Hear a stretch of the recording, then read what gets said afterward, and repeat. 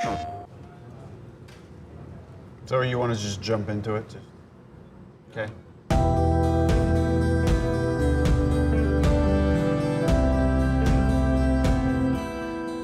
Hermen, we're here. We're here. You've shipped your game that you've worked on for how many years now? I think it's actually been more than 6 years. More than 6 years. Have you ever worked on a game that long? I have never worked on anything that long. I highly recommend it. Take your time, ample time. All right, my first question I have is, you guys are, okay, you've done Horizon now for 6 years. How many years have you worked on Killzone as a team? So we started working on Killzone in 2000. Okay. And we shipped at the launch of PlayStation 4, right? So that's 13, 14 years, something like that. Wow. Okay, so that's a long time to be in one franchise that you know in and out, you live in it. Yes. When did the first conversation happen where you're like, you know what if we didn't make another Killzone? We started in 2010 with putting a brief together to the entire team, and I don't know if you guys would ever do such a thing at Naughty Dog, but that's kind of our studio culture, to reach out and kind of harvest all the creativity. There were hardly any guidelines, so we wanted to do something new. We actually did not exclude the possibility of another kind of game in the Killzone universe. That was also fine. I might have said maybe not puzzle games or racing games, but other than that, anything goes. And then we reached out, and I believe 45 guys and girls pitched from the team. Wow. And that was back in, I believe it was November, December 2010. What did those pitches look like? They were all over the place. They went from obviously a lot of shooters.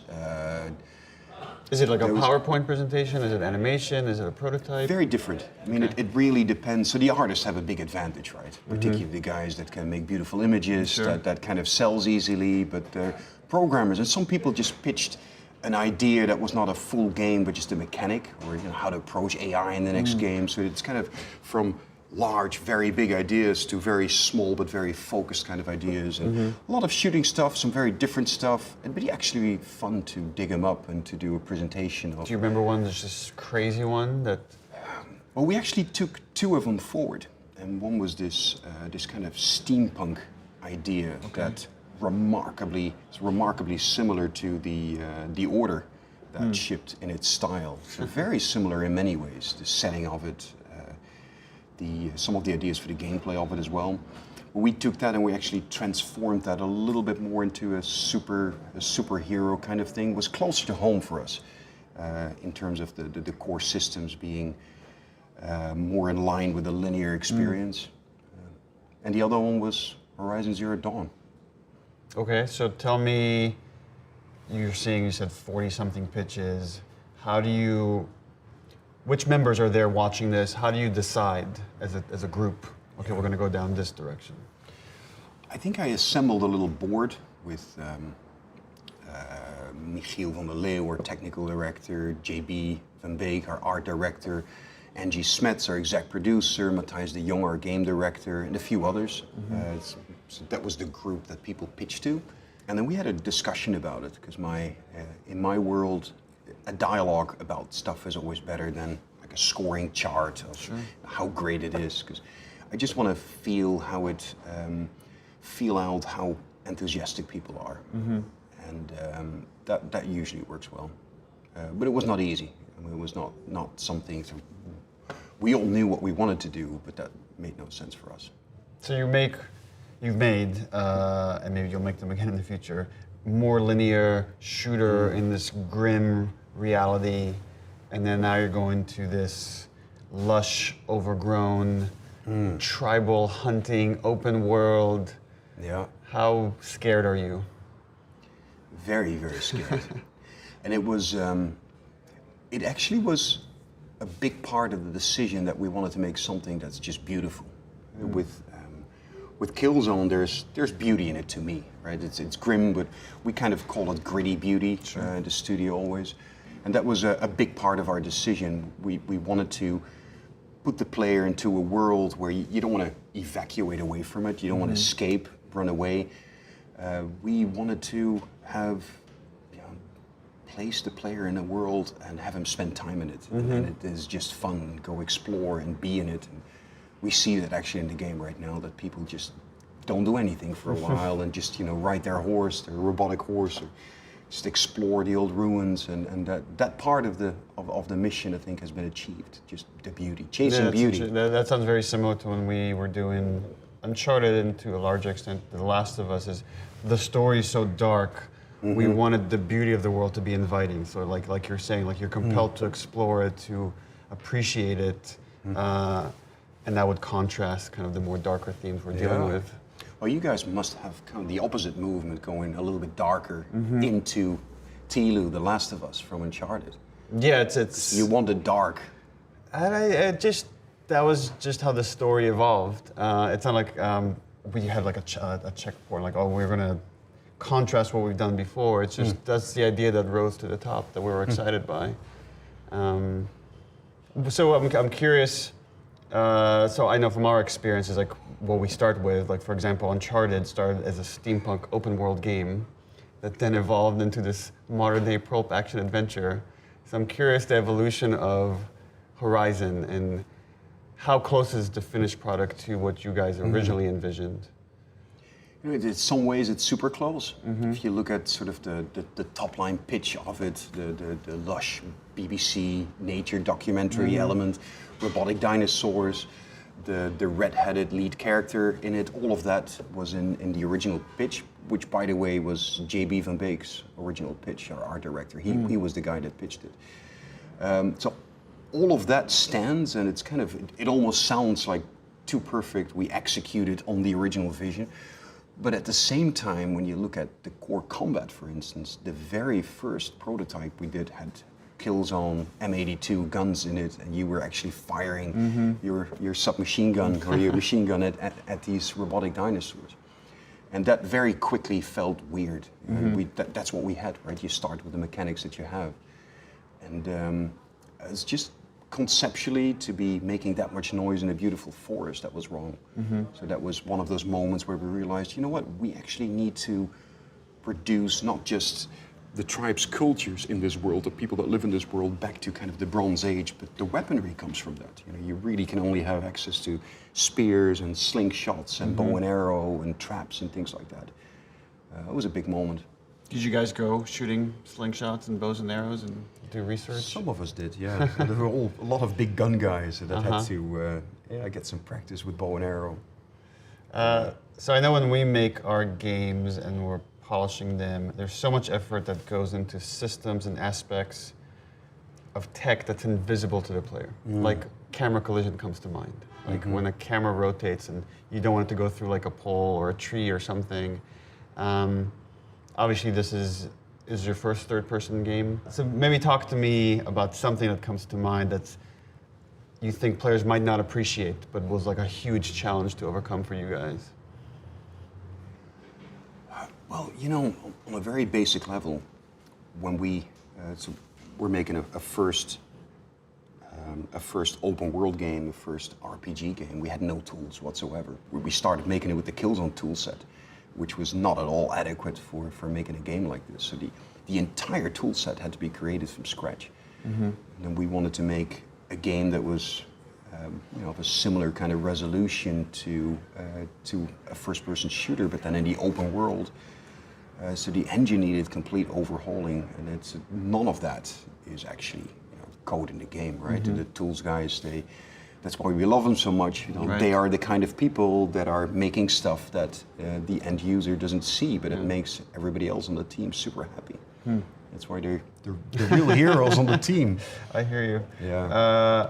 I assume when you're making a game like this for so many years that you have low points in production where things aren't coming together, or you don't even have stuff on the screen, and people lose morale, or they're starting to question the direction. How have you dealt with that? How do you make sure that people are inspired and they can see that far ahead of what this thing can become? So many low points like that, right, during a 6-year development cycle. I think it generally took a long time for us to crack the core combat of fighting these robotic dinosaurs. Like amount of time it took us to make the first machine, which was that big T-Rex, the Thunderjaw. It was a year and a half. So during that year and a half, everybody starts doubting, is this actually ever going to work? What are we doing? Right? We're making, you're firing arrows at this big overpowering machine. How will that ever work? When we cracked that, we knew we were going to at least minimally have a good game in terms of gameplay. But that took an awfully long time to get that. So that waiting period, that was a very long time. Another low point probably was, it took us, 4 years of working on it before you can tell your friends and family, really. I mean, people talk a little bit, right, to people close to them. But to not be able to share with the world, what you're working on is hard. It's super hard. I want to hear about your experience, because you've had some time to play now, Neil, haven't you? Yes, I have. How far in are you? So I'm not sure what the locations are called, but I'm at the desert. Yeah. So it's the first time I see like one of those flying dinosaurs, crocodile dinosaurs. I think you are in Main Quest 7, probably, something like that. Yeah. I think I'm level 19 or 20. Well, that's pretty good. Yeah. And it's pretty cool that I'm doing things in a different order than someone else that's playing the game is doing it. So that kind of sticks to mind. And then the other thing that the graphics are staggering. I don't even think of it as graphics. It's like I'm in the woods. I'm in this overgrown environment, and I'm like, how are they getting so much foliage, such density in an open world game? You better believe I'm going to my team and saying like, okay, this is the bar now. We have more foliage. We have to top this. It's awesome. Friendly competition with the Worldwide Studios. And we talk about stuff. We compare notes all the time about tools and design. It's, we're all super excited for you guys. We know how hard you've worked on this game. That's so great to hear. And then the other thing is how much I like Aloy and how cool of a character she is. And I'm actually really curious, what was the development of her like? How was she pitched initially? And obviously, once you start writing, you have more depth. Once you cast Ashley, I assume you're getting more depth in her interpretation of the material. So just if you could talk about that process. Yeah, absolutely. So Aloy is our construct. Right? Guerrilla created her, but Ashley, as the voice talent, has been massively influential. I would say that she came together relatively late in the process. It's a 6-year process, and we brought on our lead writer, the narrative director now, John Gonzalez, probably halfway through the product, and he's been very, very instrumental in bringing her to life. And he said to me that Ashley's performance really inspired him, so there was a lot of back and forth between how she delivered her lines and what he would write next and have her say. So that was a really good dynamic between him. It was hard because, people on the commercial side usually ask, well, can you do a half page on how she is, right? Can you type up her character? That was really hard. That was really a difficult thing to do. She came into existence while we were creating her, but she was always going to be certain things. She was always from the offset going to be an outcast, right? And that really determines how she approaches the world. She's kind of fierce and tenacious. That was always clear. But I think while we developed her, and after John gave her the main arc and a lot of the dialogue, she became kind of a person with a lot of irony, a good sense of humor, a very amicable kind of person with a big heart. Even people that are mean to her, she kind of embraces that. So she's kind of bigger and maybe not necessarily what you would expect from an outcast, but that just works for me very well in the game. Another big moment was when we were really looking for the right face for this character. We're looking at age, we're looking at and we're looking at big names, models. And then one of our producers was watching a Dutch movie. He was out ill, and generally don't watch Dutch movies. There's not much for you to gain or learn. But he was super happy, and he said this girl, Hermen Hulst, and she's actually a really very talented actress. She had that cheeky, kind of fierce, funny attitude when we met her, and she was perfect. So she's the likeness. She gave her likeness to the character.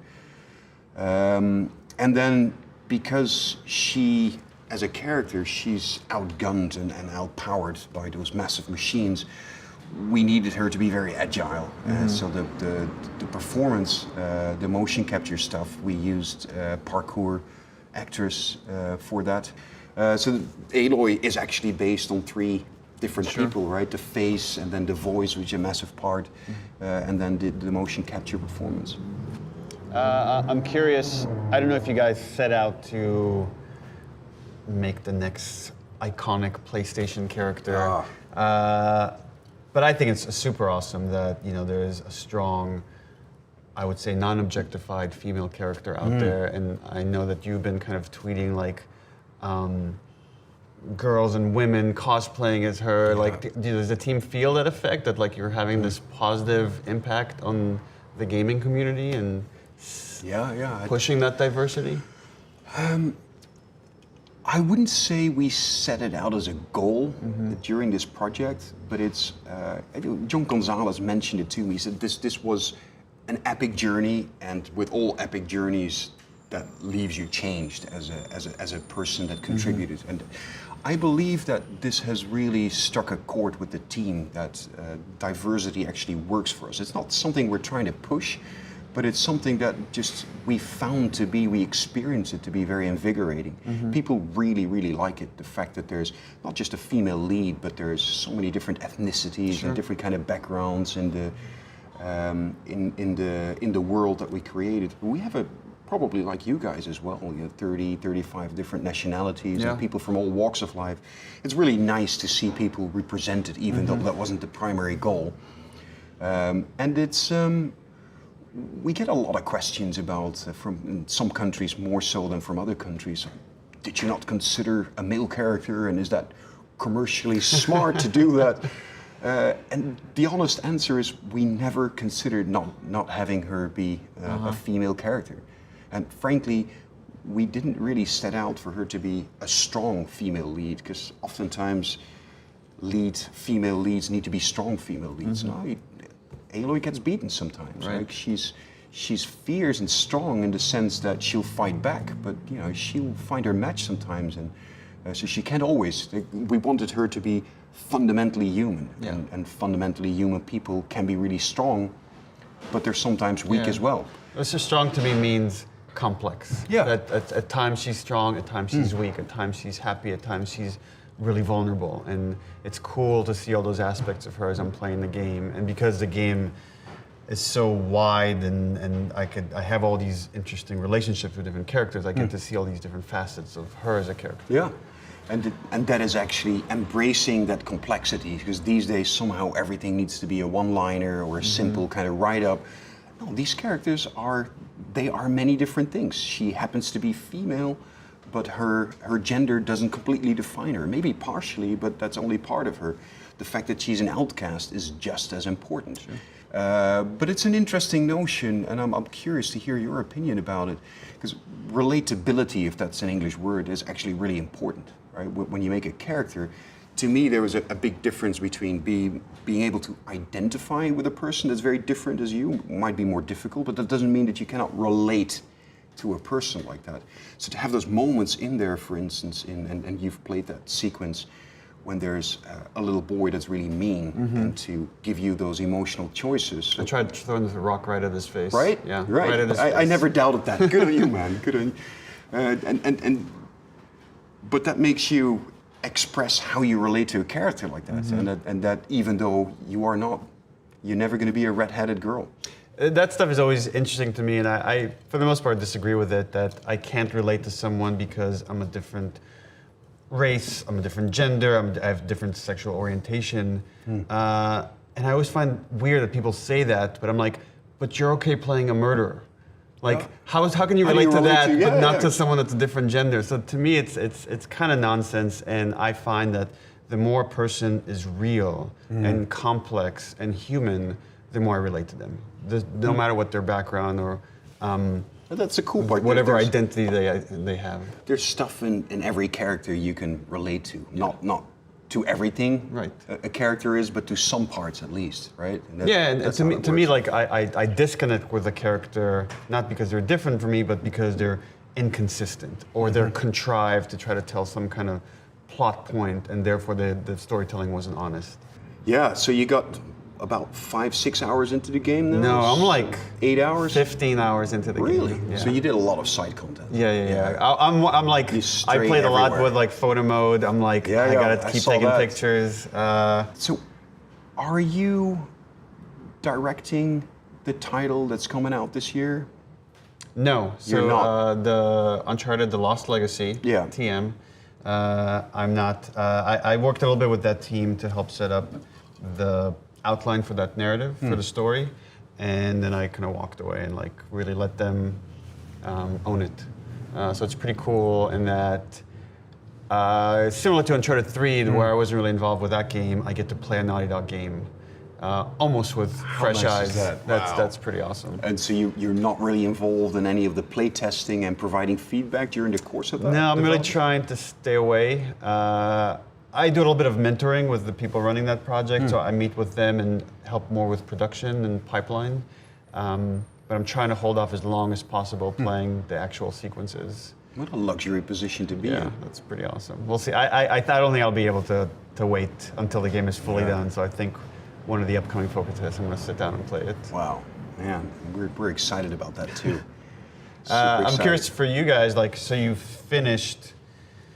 You're not going to tell me what you're doing next, but I'm going to ask anyways. Are people already starting to work on the next thing? Obviously, people are taking long vacations. They've worked very hard. But I know there's people on that team that are so eager that they're like, they're going to take 1 week off and they're already back in the office working on the next thing. Yeah, we do that as you do, where you try to give people time off, but there's like the day one patch and there's a launch trailer, and so there's not really much time left.